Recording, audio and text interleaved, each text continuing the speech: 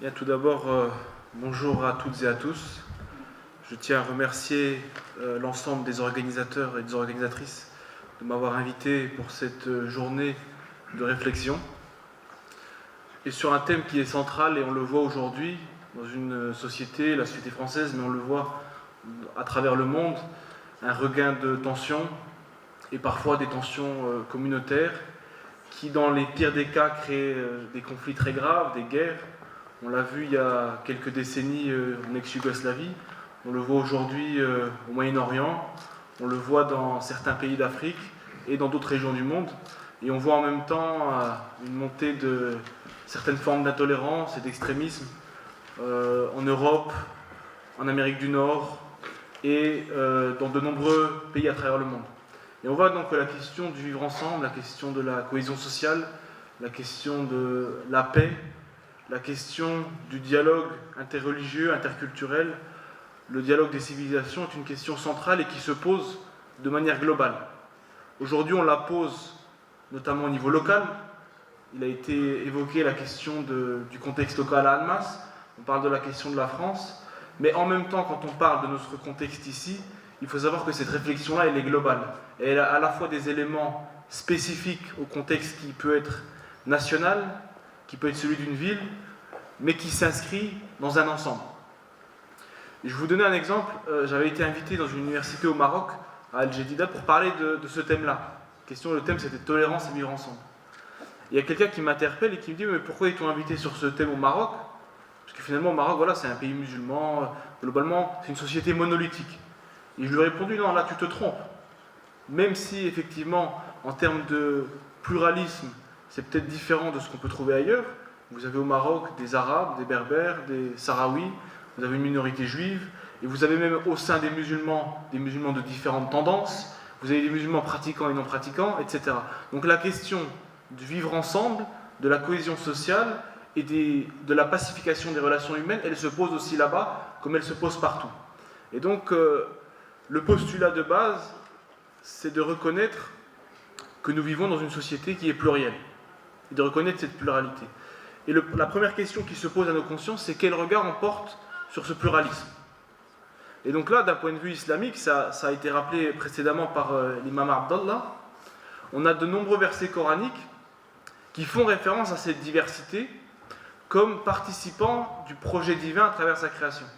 On a un verset très connu et qui est souvent rappelé qui dit « وَجَعَلْنَاكُمْ شُعُوبًا وَقَبَائِلَ لِتَعَارَفُوا » Et nous vous avons créé en peuples et en tribus différentes pour que vous vous entreconnaissiez.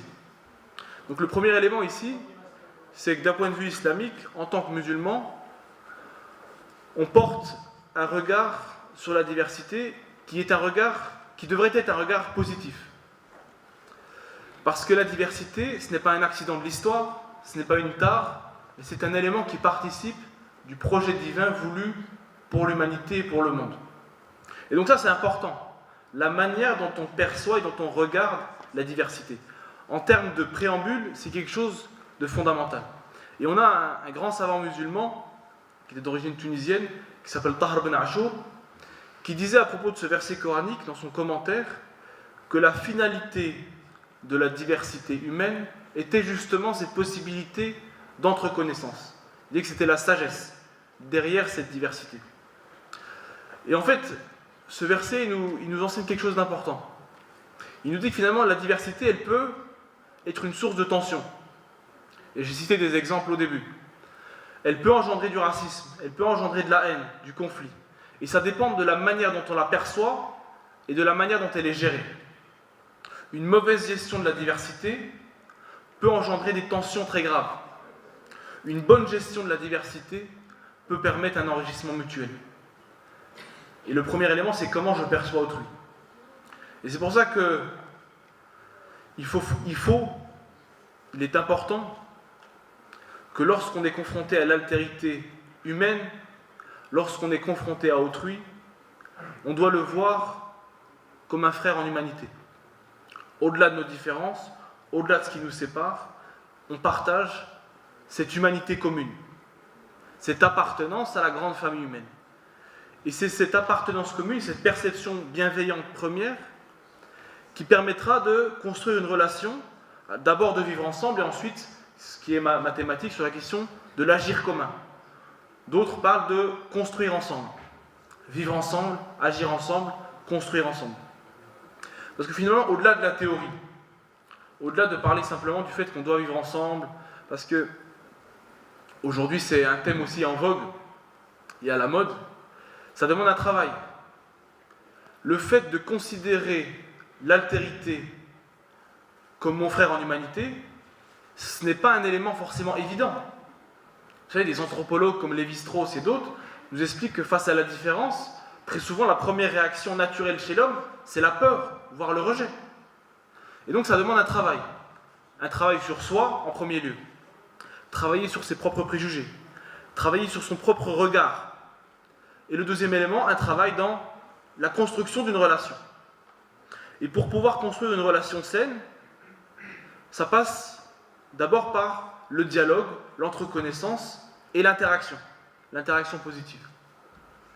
Et aujourd'hui, et ça se répand beaucoup en France, il y a énormément d'espaces de dialogue interreligieux, interculturel. Moi-même, je suis membre du comité interreligieux de la région du Grand Est, en Alsace. Et donc, c'est des choses qui sont faites et qui doivent être encouragées. C'est quelque chose de très important. Mais ce dialogue-là, pour qu'il puisse être fructueux, il y a des conditions. Moi, je vois plusieurs conditions. La première, c'est le respect mutuel. C'est-à-dire que quand je dialogue avec autrui, je ne pars pas du principe que je suis supérieur à lui, que mes convictions doivent s'imposer à lui, mais je dois entrer dans une relation d'égal à égal et de respect. Et dans l'ordre de ce respect, une des conséquences, il est fondamental de développer ce que j'appelle le décentrage convictionnel. Décentrage convictionnel, qu'est-ce que c'est ? C'est une notion assez proche de ce qui avait été développé par Louis Massignon, l'islamologue Louis Massignon, qui parlait de l'badaliya. Pour ceux qui connaissent la langue arabe, c'était une notion qui se rapproche de la question du décentrage, où il disait en fait, il faut apprendre à se mettre à la place de l'autre. C'était une forme d'empathie pratique. Et ce qui est intéressant dans l'exemple de Louis Massignon, c'est que c'était un islamologue qui a consacré sa vie à l'étude de l'islam et à l'érudition sur la question de la pensée musulmane. Et c'était quelqu'un qui est revenu à sa foi chrétienne, catholique, lorsqu'il a vécu en Irak parmi les musulmans. C'est-à-dire que c'est sa relation à l'altérité qui lui a permis de revenir à sa propre foi, qui, du fait d'un vécu premier en France, l'avait éloigné de ses racines chrétiennes. Et ça, c'est intéressant, c'est que parfois, l'idée première, c'est de dire que finalement, la relation à l'altérité, elle va m'éloigner de moi-même, elle va m'éloigner de mes convictions, elle va engendrer une forme de perdition chez moi.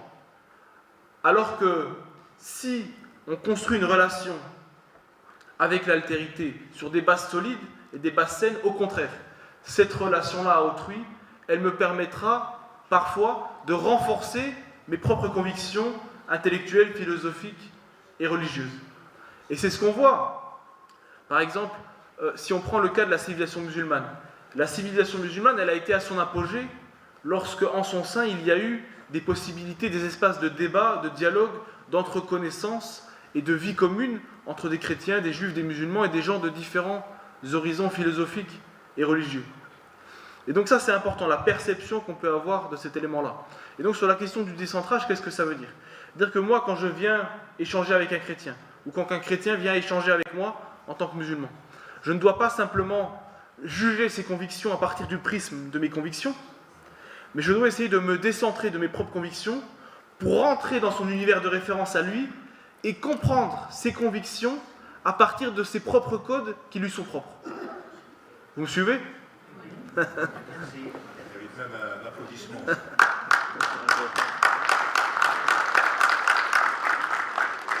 Et en suivant ce cheminement, ça ne veut pas dire que je suis dans la négation de moi-même. Non, je ne nie pas mes convictions. Je ne rejette en rien et je ne renie en rien ce en quoi je crois et ce en quoi j'adhère. Non. Mais je fais cet effort d'empathie intellectuelle pour aller vers l'autre et essayer de le comprendre. Et j'exigerai de lui qu'il en fasse de même à mon égard. Et cela ne signifie pas en aucun cas, et ça pour moi, ça c'est une dérive de la question du dialogue interreligieux ou du vivre ensemble, ce qu'on appelle le syncrétisme. Le syncrétisme, c'est finalement dire que la relation à l'altérité doit mener à une forme de dilution de soi dans la relation à l'autre. Non, il faut s'ouvrir à l'autre tout en restant fidèle à soi. Il faut savoir être ouvert sur le monde sans être dans la négation de soi. Et il faut trouver cet équilibre, ce juste milieu, pour permettre justement un mieux vivre ensemble. Et ça, c'est quelque chose d'important. Et on trouve des exemples dans la tradition musulmane. Je vous ai cité l'exemple de Louis Massignon. Il y a une histoire que m'avait racontée un de mes professeurs que je trouve intéressante. On a un grand savant musulman qui a vécu à l'époque de l'Andalousie musulmane, qui s'appelait Ibn Hazm, qui était en plus d'un savant musulman, un poète et de nombreux autres attributs. Et un jour, lui, il a produit des travaux en matière d'études comparatives des religions, notamment avec le christianisme. Et donc, dans le cadre de ce travail, il avait besoin d'une Bible. Et on lui a ramené une Bible qui avait été produite par un chrétien converti à l'islam, une traduction en arabe de la Bible, pardon. Et lui, il a dit non, moi je veux une Bible produite par des chrétiens, qui a été traduite en arabe par des chrétiens eux-mêmes, parce que cette personne-là, comme il était chrétien et est devenu musulman, il se peut que même inconsciemment, il ait une forme de regard négatif sur son ancienne religion, et cela a pu avoir une influence sur sa traduction du texte. Et donc moi, ce que je veux, c'est me plonger directement dans une source authentique produite par les chrétiennes pour comprendre leur univers de référence. Et ça, je pense, c'est quelque chose de fondamental dans l'ordre des relations interreligieuses et interconfessionnelles. L'autre élément, c'est que il faut toujours savoir insister sur ce qu'il y a de commun. Ce qui rapproche plutôt que ce qui divise. Ce qui nous réunit plutôt que ce qui va créer de la tension ou de la polémique. On a un verset du Coran qui nous dit « Ya ahl al-kitab, ta'alu ila kalimatin sawa'in baynana wa baynakum » Ô gens du livre, donc chrétiens et juifs, venez à une parole commune entre nous et vous. Et beaucoup de commentateurs ont dit cette parole commune, ça renvoie à l'idée qu'en islam, on cherche d'abord à se concentrer sur ce qui unit avec l'autre plutôt que ce qui divise ou ce qui sépare. Se réunir autour de valeurs communes pour un agir commun. Se réunir autour d'intérêts communs pour construire la société de demain. Mais cela ne doit pas nous amener non plus à nous concentrer sur ce qu'il y a de commun au point de nier les différences et les divergences. Bien sûr, entre des gens de différentes communautés, de différentes sensibilités, de différents horizons, il y a des divergences, il y a des différences, il faut les assumer, il faut avoir la capacité d'en discuter dans le respect. Et pour ça, vous savez, il y a une chose qui est importante. Un jour, je faisais une conférence et il y a un responsable politique, il me semble qu'il était maire ou adjoint du maire de la commune, il m'a dit « Oui, mais on parle de l'islam de France, etc. Moi, j'adhère à tout ce qui concerne le vivre ensemble, mais il y a des problèmes qui se posent parfois. Et il faut qu'on en parle quand même. » Et je lui dis « Oui, il faut qu'on en parle, mais pas n'importe comment. Et pour cela, il faut créer des espaces de confiance et de bienveillance. Quand on crée des espaces interreligieux, interculturels, interconvictionnels, où on crée des relations d'amitié, de convivialité, on arrivera beaucoup plus facilement à parler de nos différences et de nos divergences. On arrivera beaucoup plus facilement à parler des problèmes. Avec sérénité, même avec fermeté, mais toujours dans cette confiance mutuelle. Mais si on est dans la suspicion, si on est dans le rejet, si on est dans la stigmatisation, effectivement, dès qu'on abordera la question des divergences ou des problèmes, eh ben, ça renforcera les tensions et on entrera dans un cercle vicieux. Et donc il est fondamental de créer ces espaces de confiance, ces espaces de bienveillance et d'être capable de discuter de nos divergences. Et parfois, même quand on diverge sur une question, on peut réussir à comprendre la différence ou la divergence sans y adhérer. Et il existe effectivement, comme disait le philosophe français, qui était d'ailleurs de tradition protestante, Paul Ricoeur, il parlait de désaccords insolubles. Il disait oui, dans une société, forcément, une société plurielle parfois, il y a des gens qui ne sont pas d'accord et qui ne seront jamais d'accord. Et on sait par exemple que sur certains points, on ne sera jamais d'accord. Est-ce que ces désaccords insolubles doivent nous empêcher de vivre ensemble? Non, on peut vivre ensemble tout en assumant ces différences. Et encore une fois, ce dialogue-là et ces relations-là et ce vivre ensemble, ça ne doit pas amener les uns et les autres à nier ce qu'ils sont. Le propre du vivre ensemble, c'est justement la reconnaissance des différences. Si finalement on vit ensemble et que ce vivre ensemble nous amène à renier ce qu'on est pour faire plaisir à autrui, ben là ça ne sert plus à rien de parler de vivre ensemble. Parce que finalement, on n'est plus dans une relation à l'altérité, mais on est dans une relation de soi à soi, du fait de la transformation de soi-même. Et donc, c'est pour ça que le vivre ensemble, c'est aussi apprendre à respecter les différences, mais en accordant toujours la priorité à ce qu'il y a de commun. Et encore une fois, cette question du vivre ensemble, elle doit nous amener à une réflexion sur l'agir ensemble et l'agir commun. Et ça, c'est quelque chose qu'on retrouve dans les sources musulmanes, et il y a de nombreux exemples, et je vais vous en citer juste quelques-uns. On a eu, avant l'islam, avant la révélation du message coranique, un épisode de la vie du prophète Mohammed, où ce dernier a participé à un pacte, qui s'appelle en arabe Hilf al-Fudul, qu'on traduit par le pacte des vertueux.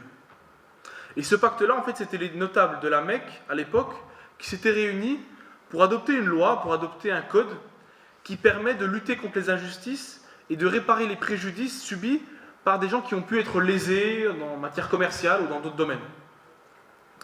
Et donc, le prophète évoque ce pacte après l'islam, une fois qu'il est devenu prophète et qu'il y avait la révélation prophétique. Et effectivement, ce pacte, il a été fait par des polythéistes, par des gens qui n'étaient pas musulmans. Et le prophète a dit, si aujourd'hui on me proposait le même pacte en faveur de la justice, je le signerai, je les validerai avec l'islam. Et ça nous enseigne deux choses. Que lorsque des gens de n'importe quelle religion, de n'importe quelle confession, de n'importe quelle origine, proposent une action positive, nous en tant que musulmans, on doit y adhérer, on doit travailler avec eux.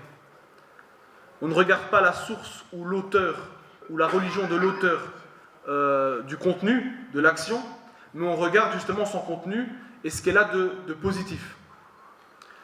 Et l'autre élément, c'est que tout élément de sagesse, tout élément de justice, tout élément d'équité, tout élément qui va dans le sens du bien et de l'excellence, qu'il soit produit par un homme de n'importe quelle origine, de n'importe quelle religion, on le prend comme quelque chose qu'on s'approprie. Comme quelque chose qu'on s'approprie. Et ça, c'est quelque chose d'important. Vous savez, récemment, il y a un mois environ, j'étais en voyage en Malaisie, et j'ai eu la chance de rencontrer l'ancien Premier ministre, le Dr Mahathir Mohamad. Et lui, vous savez, il est considéré comme le père du miracle économique malaisien. Et notamment, c'est lui qui a créé une industrie automobile nationale, la marque Proton. Vous dites, pourquoi il parle de ça? C'est quoi le lien? Et il me dit, à l'époque, quand j'ai lancé l'idée de créer une industrie automobile nationale, j'avais des traditionnalistes musulmans qui me disaient, mais tu ne peux pas créer une voiture parce que les voitures, ça a été créé par les Européens. Et il a dit, mais qu'est-ce que c'est que ces idées stupides qui sont complètement contraires à l'islam? Et lui-même me tient ses propos, alors que l'islam, dès l'origine, nous a toujours invités à prendre la science utile d'où qu'elle vienne et où qu'elle soit. Et il m'a dit une autre chose très importante et qui est en lien avec le sujet d'aujourd'hui. Et cette phrase-là, elle m'a marqué et je la retiens. Vous savez, la Malaisie, c'est un pays majoritairement musulman, mais avec des minorités non musulmanes très importantes. Il y a environ 60% de musulmans et 40% de chrétiens et d'hindous. Donc c'est une société multiconfessionnelle et multiculturelle. Et il y a notamment aussi les Malais, les Malaisiens d'origine indienne et chinoise. Donc c'est une société plurielle. Et moi je lui ai posé la question, je lui ai dit, vous avez été chef d'État de la Malaisie pendant 23 ans. Comment avez-vous fait pour créer un sentiment d'appartenance pour l'ensemble des citoyens, et notamment les citoyens qui ne sont pas musulmans, dans la mesure où la Malaisie est un État qui se revendique de l'islam, où l'islam est la religion officielle, etc. Il m'a dit, c'est très simple. J'ai mis en avant les principes de l'islam et du Coran. L'islam et le Coran nous invitent à accorder l'ensemble des droits à ceux qui ne sont pas musulmans. À l'instar de ce que nous enseigne par exemple le pacte de Médine, qui a été évoqué par l'imam Abdallah précédemment. Et donc, au nom même de l'islam, j'ai fait la promotion de l'égalité citoyenne. L'autre élément, et ça c'est quelque chose qu'on devrait retenir ici en France et partout dans le monde, il m'a dit, j'ai considéré qu'il était important pour n'importe quel citoyen malaisien, quelle que soit sa religion, de lui accorder une vie décente sur le plan économique, de lui accorder ses droits, qu'il soit respecté dans sa dignité, qu'il puisse accéder à la santé, à l'éducation, au monde du travail. Et il a dit, en lui accordant cette vie décente, automatiquement chez lui, ça entraînera une adhésion à la nation, à la citoyenneté commune, et un amour pour la patrie, une forme de patriotisme. Et donc ça, c'est quelque chose d'important. Plutôt que stigmatiser une minorité, il faut lui accorder ses droits et lui montrer à quel point elle fait partie de l'ensemble et de la communauté nationale.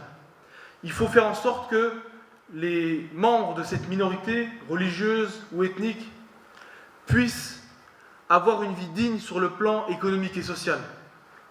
Et par ce biais-là, forcément, on favorisera un sentiment d'appartenance à une communauté nationale, plurielle. Et ça, c'est quelque chose d'important. Et c'est pour ça que moi, dans mes travaux, et je suis en train d'écrire un livre sur ces questions, j'utilise une notion qui est celle de communauté de destin. Nous sommes tous des citoyens français, et il y a aussi des gens qui vivent en France, mais qui ne sont pas français, qui peuvent être immigrés, mais qui payent des impôts et qui parfois sont ici depuis 30 ans, depuis 40 ans, et participent aussi à la vie de la cité. Entre tous les habitants de ce pays, il est important d'avoir ce socle commun pour pouvoir justement avoir cet agir commun. Et la communauté de destin, en termes philosophiques, c'est important, c'est de dire que tu sois musulman, que tu sois athée, que tu sois juif, que tu sois chrétien ou autre, on partage ce pays. L'avenir de nos enfants dans ce pays, il nous est commun. Demain, nos enfants, ils fréquenteront les mêmes écoles, ils vivront dans la même société, ils fréquenteront les mêmes entreprises, les mêmes universités, ils iront dans les mêmes hôpitaux. Et quelle société on va leur laisser? Est-ce qu'on veut leur laisser une société en proie à la guerre civile et au racisme? Une société en crise économique? Non, on veut une société avec une prospérité économique, pour que mon fils trouve du travail, pour qu'on ait des universités de qualité, pour qu'on ait un service public de qualité. On veut une société avec de la sécurité, de la stabilité, pour qu'ils puissent vivre en paix, en harmonie.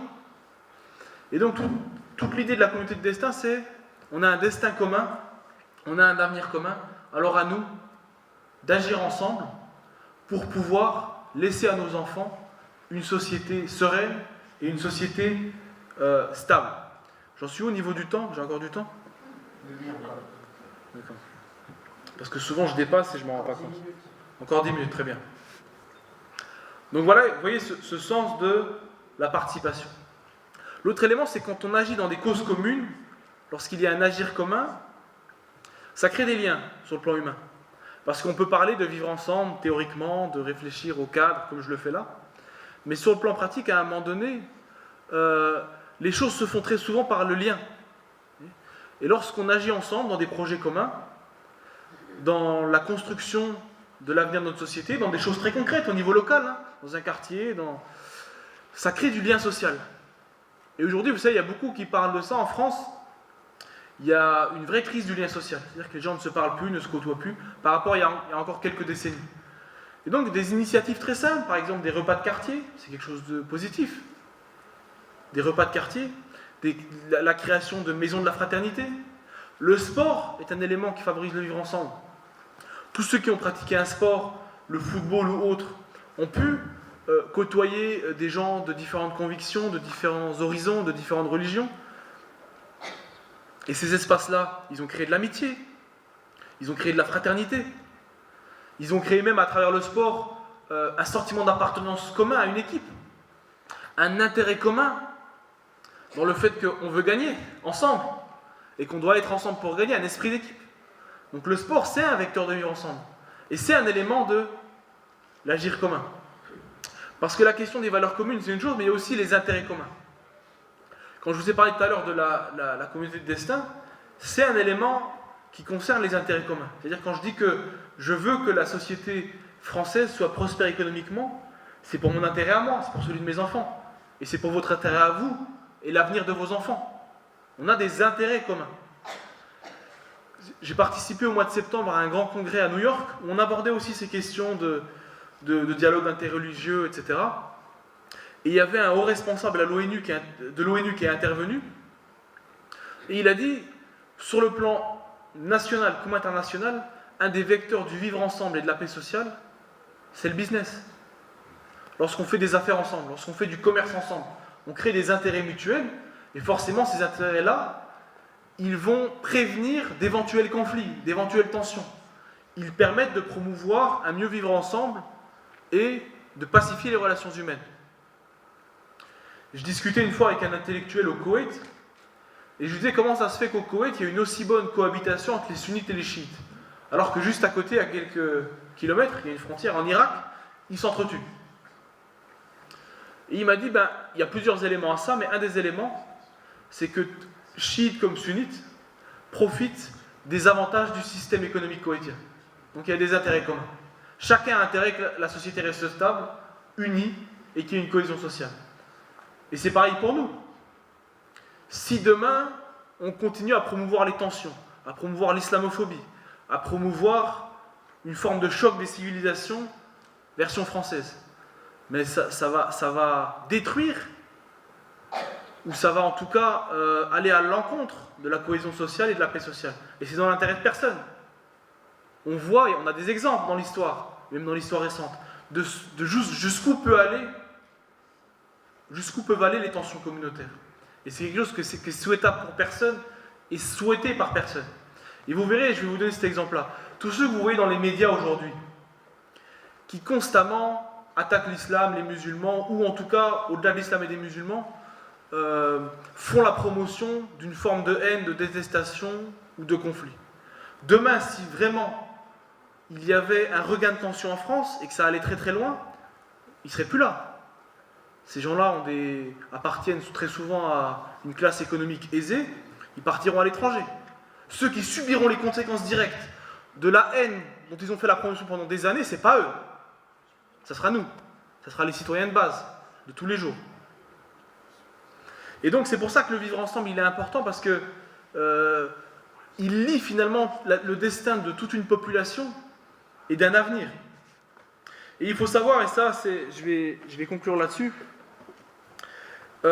qu'actuellement, dans le monde, cette préoccupation, elle est centrale. Là, je reviens d'un voyage en Jordanie, d'un programme qui s'appelle le Message d'Aman. Le Message d'Aman, il avait été lancé il y a quelques années, et justement, il avait réuni des savants musulmans, et dans les points du Message d'Aman, la question de la promotion des valeurs humaines communes, du dialogue interreligieux, du dialogue des civilisations, c'est le cœur de ce projet-là. Il a été soutenu politiquement par de nombreux pays musulmans et par de nombreuses autorités religieuses musulmanes. On a énormément de choses qui se font au niveau du christianisme et du Vatican, on a énormément de projets qui se font, il y a des choses qui se font aussi au niveau de l'ONU, c'est quelque chose d'important. Mais moi je dis toujours deux choses. Le premier élément, c'est comment traduire cette réflexion théorique sur le vivre ensemble, la paix entre les communautés et les civilisations, à un niveau social concret, et au niveau de la base. C'est-à-dire, c'est très beau de réunir un prêtre, un rabbin et un imam pour discuter de paix et de vivre ensemble, mais comment on fait pour qu'il y ait cette interaction et cette réalité au niveau des communautés de base? Et donc ça, c'est une réflexion qu'il est importante de faire, et il y a des groupes qui le font. Moi, je vois à Strasbourg, par exemple, il y a une association interreligieuse qui organise chaque mois alors ils appellent ça, je ne sais plus comment ils appellent ça, mais c'est-à-dire c'est un repas dialogue, où ils invitent les habitants du quartier à partager un repas et à échanger. Donc ça, c'est des initiatives positives. Et je pense que de toute façon, au-delà des leaders, le vivre ensemble, il se fait naturellement. Par le sport, par le monde du travail. Je veux dire, chacun ici, dans son expérience individuelle, dans sa scolarité, dans sa vie professionnelle, il a des exemples de liens d'amitié qu'il a créés avec quelqu'un d'une origine différente, d'une religion différente, de gens qui s'invitent les uns les autres. Ça existe. Et donc je pense que par la force des choses, la réalité de terrain, la force de la vie pourra l'emporter, si chacun y donne du sien, c'est aussi une responsabilité collective, l'emporter sur ceux qui essayent de nous amener vers des terrains glissants de haine et de détestation mutuelle. Et dans l'islam, pour nous, c'est quelque chose d'important. Quelque chose d'important de nous dire qu'en tant que musulmans, on ne doit pas simplement se soucier du bien-être de notre communauté, mais on doit se soucier du bien-être de l'ensemble de l'humanité. Et a fortiori pour nous qui sommes en France, de l'ensemble de notre société et de la communauté nationale. Et c'est pour ça que je répète souvent qu'en tant que musulmans, on doit être une valeur ajoutée pour toute la société, et on doit essayer d'être une contribution musulmane à l'intérêt général et au bien commun. En tant que musulman, à mon niveau, je dois essayer d'agir pour le bien de toute la société. Et on a une tradition prophétique qui est très intéressante. Un hadith qui nous dit La yu'minu ahadukum hatta yuhibba li akhi ma yuhibbu li nafsi. En français, n'a pas atteint la plénitude de la foi celui qui ne veut pas pour son frère ce qu'il veut pour lui-même. Et on a des grands savants musulmans dans l'histoire, comme l'imam Nawawi, qui nous ont dit que le frère dans ce hadith, dans cette parole, la fraternité, c'est pas le frère en islam ou uniquement la fraternité de la foi, mais c'est la fraternité en humanité. C'est-à-dire pour n'importe quel être humain, quelle que soit son origine, quelle que soit sa religion, je dois vouloir pour lui ce que je veux pour moi-même. Et vouloir pour lui ce que je veux pour moi-même, qu'est-ce que ça veut dire? C'est quoi l'enseignement? Si je veux pour moi le bien, je dois vouloir pour lui le bien. Si je veux pour moi la justice et la liberté, je dois vouloir pour lui la justice et la liberté, et je dois me battre pour qu'il puisse avoir accès à la justice et à la liberté. Si je veux avoir une vie digne, avoir un logement décent, avoir accès à l'éducation, à la santé, ben je dois aussi me battre pour que lui puisse y avoir accès. Et cette base philosophique permet de construire une société plurielle, plus juste, plus équitable, avec un meilleur vivre ensemble. Et on a des initiatives qui se font, et je vais conclure par là. Ça fait 2 fois que je dis que je conclue. C'est pas une stratégie, hein, c'est juste qu'il y a des idées qui me viennent à chaque fois. Vous avez beaucoup de mosquées en France et d'associations musulmanes qui, depuis des années, organisent des journées de don du sang. Et ça se fait ailleurs aussi. J'ai fait une conférence au Centre islamique de Québec, au Canada, et pareil, chaque année, ils organisent ça. Et pourquoi c'est très important? Au-delà du fait de donner son sang. Parce que quand on donne son sang en collaboration avec les organismes compétents, c'est quoi le message derrière? Moi, musulman, au nom de ma foi et de mes convictions, je donne mon sang. Eh bien, c'est une contribution musulmane à l'intérêt général. Pourquoi? Parce que quand je donne mon sang, il va aller à qui? À une personne en souffrance, à un malade. Et le malade, je ne cherche pas à savoir s'il est musulman, s'il est chrétien, s'il est athée, non. Il est juste une personne qui a besoin de moi, et autant que faire se peut, je vais essayer de lui apporter mon aide. Ça, c'est quelque chose d'important. Le Centre islamique de Québec, lorsqu'il y a eu des inondations à Montréal, ils ont contribué de manière active, des gens ont donné de leur temps et de leur argent pour aider les victimes, sans chercher à savoir quelles étaient leurs convictions ou leurs appartenances. Et ça, c'est quelque chose d'important. Les mosquées organisent aussi beaucoup des journées portes ouvertes. Et ça, c'est à multiplier. Pourquoi? Parce qu'on le veuille ou non, l'anthropologie humaine fait qu'on fait tous des amalgames. Les musulmans font des amalgames sur les autres font des amalgames sur les musulmans. C'est humain. J'ai dit qu'il fallait faire un travail sur soi pour lutter contre ces amalgames, que le dialogue et l'entreconnaissance permettent de lutter contre ça, mais il existe toujours des amalgames et des préjugés. Et justement, pour certains non-musulmans, leur première rencontre avec l'islam, c'est lors de ces portes ouvertes, avec la mosquée. Et pour eux, la mosquée, dans leur conscience ou leur inconscient, la mosquée, c'est vraiment la vitrine de l'islam et des musulmans. À tort ou à raison. Ils l'identifient à l'islam et aux musulmans. Et lorsqu'ils vont visiter cette mosquée, qu'ils reçoivent un accueil de qualité, qu'ils voient des gens qui sont finalement des gens comme eux, avec énormément de points communs, avec les mêmes problèmes, les mêmes préoccupations, avec un sens de l'humour, et que cette rencontre-là est fructueuse, et bien forcément, ça pourra bouleverser leur rapport à l'altérité.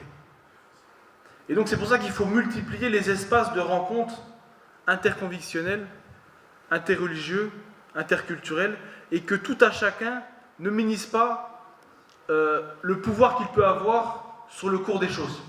Chacun d'entre vous, quelle que soit votre religion, quel que soit votre statut social, vous pouvez avoir un impact au niveau local, dans votre vie quotidienne, sur cette question de la pacification des relations humaines et du vivre ensemble. Et l'addition de nos efforts individuels permettra, Inch'Allah, si Dieu le veut, de promouvoir une société meilleure, une société plus juste, un mieux vivre ensemble, et de faire taire tous ceux qui essayent de nous amener vers un choc des civilisations, vers des détestations mutuelles et vers une société en crise. Je vous remercie.